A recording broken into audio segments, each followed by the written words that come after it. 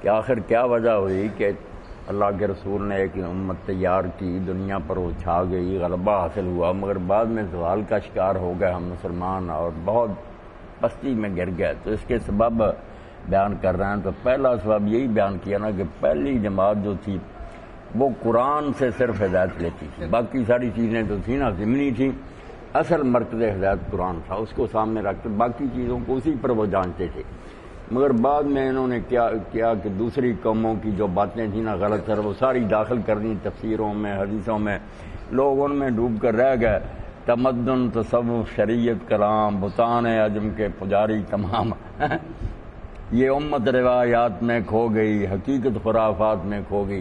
پہلا سبب تو یہی ہوا کہ قرآن جو تھا نا اس کو پیچھے پھینک دیا، اس کی بجائے نا دوسری چیزیں جو تھیں ان کو ترجیح دے دی۔ مدارس میں بھی قرآن مجید کے 2 ہی پارے رہ گئے، وہ بھی بیضاوی پڑھا دیں جس میں تفسیر نہیں اور سب کچھ، تو یہ رہ گیا کہ قرآن پیچھے، باقی کتابیں جو مقدم کر دی گئیں جن میں ملاوٹ تھی۔ ایک سبب تو یہ بیان۔ دوسرا جو حکیم صاحب نے بتایا، پڑھا آپ لوگوں نے، کہ وہ عمل کے لیے قرآن کو پڑھتے تھے، یہ نہیں کہ کوئی عالم فاضل بننا ہے، نہیں، اس کو کتاب ہدایت سمجھتے تھے کہ جو کہتی ہے وہ کرنا ہے۔ اگر پڑھا کہ یہ حکم دیا قرآن نے، آگے نہیں چلتے تھے جب تک اس کے مطابق اپنے آپ کو ڈال دیں گے، جس سے روکا روکتے تھے، علم کے ساتھ ساتھ عمل کرتے جاتے تھے۔ اس وقت قرآن عمل کی کتاب تھی، بعد میں گنڈے تعویذوں کی برکت کے لیے پڑھنے کی، ایک حرف پر اتنی نیکیاں ملتی ہیں، بس وہ ثواب کے مبہم تصور میں کھو گئے۔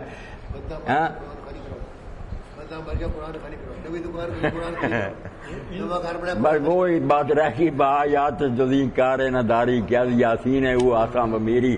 اب اتنا ہی تعلق قرآن کے ساتھ رہ گیا کہ مرنے لگے نا تو یاسین پڑھو، جان آسانی سے نکل جائے۔ یہ مارنے کا نسخہ،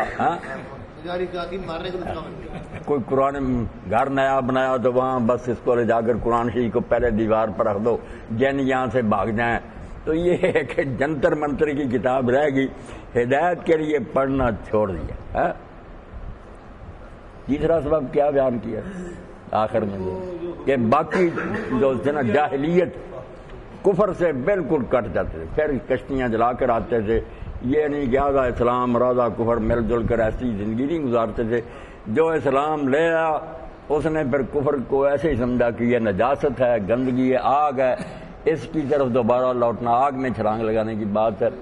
وہ دنیا کے معاملات، لین دین، تجارت کافروں کے ساتھ کرتے تھے، مگر ان کے رسم و رواج، ان کا طریقہ، کلچر، تہذیب، اس سے بالکل ایسے ہی نفرت کرتے تھے جیسے غراض سے کی جاتی۔